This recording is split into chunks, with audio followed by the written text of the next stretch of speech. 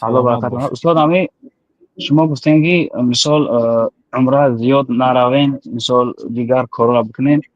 استاد مثلا اینا ما آدمایی هستیم که در بین 3-4 رمضان میخواهیم که یک بار بریم همین عبادت خاص به خاطر الله. مثلا ما در مسکو زندگی میکنیم، شرایط نیست که مثال ما اعتکاف بشینیم به خاطر که در خانه سرانو خواب میگیره.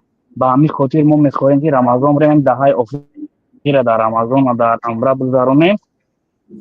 در همین حالت آیا ما کاری خوب میکنیم یا نه؟ به خاطر که مثال با او شرایطی که در حرم وابسته است، اینجا وابسته نیست، شب خواب میگیره. بعد همون سوره که شما گفتین که در حجر الاسود میخوانی، وقتی که در صفا، وقتی که در صفا میدروی همون دعا را یک بار میخونی، وقتی که از صفا اخیرون بر در مروه تمام میشه، در مروه هم دعا را میکنی، میبروی میبره با سر ترش میبروی میره. هم خیلی استاد نه در مروه هشتم میشد و در مروه دعا نکرده همین خیلی طواف که تمام شد، طواف از طرفی شما از طرفی صفا هفتم دوره اومسودید تا مروه اومسودید، آخرش بهم صلوات میگویید، چون که این قدر دعا کردید دعاتون در هوا معلق نماند، صلوات میگویید و برآمده میبرید از در مسجد.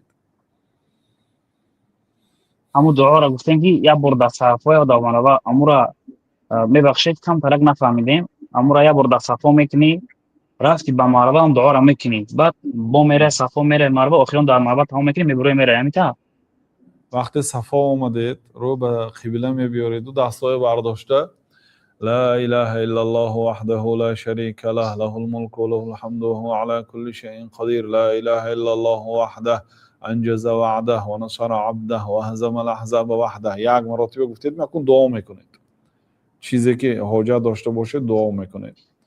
بعد دویم بار وای ذکر میکنید، با دعا میکنید، با سیوم بار ذکر میکنید و بعد از صفا فرامده میرید مروه.